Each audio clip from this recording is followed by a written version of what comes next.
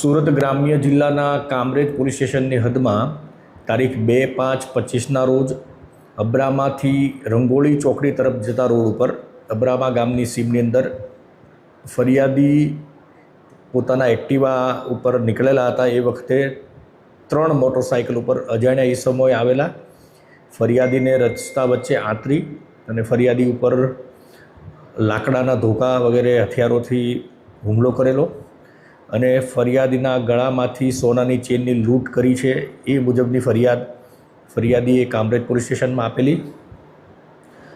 આ બનાવ બાબતે કામરેજ પોલીસ સ્ટેશનમાં ધાડનો ગુનો અને ઈજાનો ગુનો તેમજ આર્મ્સ એક્ટ હેઠળનો ગુનો દાખલ કરવામાં આવેલો હતો।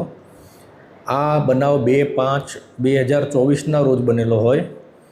આ ગુનાના કામના આરોપીઓ હજી સુધી પકડાયેલા ન હોય।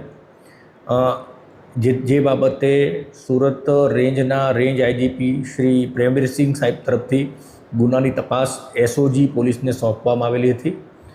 આ બનાવમાં એસઓજી અને એલસીબી પોલીસના police inspector LCB Shri RB Bhatol અને એસઓજીના પોલીસ ઇન્સ્પેક્ટર શ્રી ઈશરાની દ્વારા આરોપીઓની શોધખોળ કરવામાં આવેલી અને એલસીબી અને એસઓજીની ટીમ દ્વારા આ બનાવમાં સંડોવાયેલા કુલ 7 આરોપીઓની ધરપકડ કરેલી છે।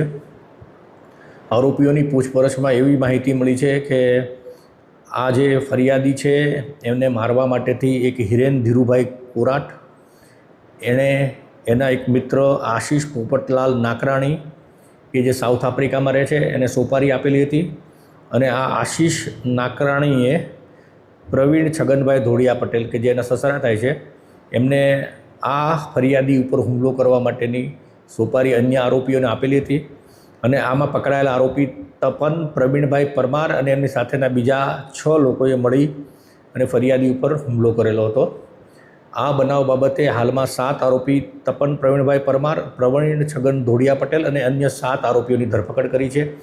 આ ગુનામાં સંડોવાયેલા આરોપી હિરેન ધીરુભાઈ કોરાટ, આશીષ પોપટલાલ નાકરાણીની ધરપકડ કરવા માટેની તજવીજ ચાલુ છે અને હાલમાં આરોપીઓની ધરપકડ કરી તેમે ગુનામાં વાપરેલા ગુનામાં વાપરેલા વાહનો અને રોકડ રકમ અને મોબાઈલ ફોન પોલીસ દ્વારા કબજે કરવામાં આવેલા છે।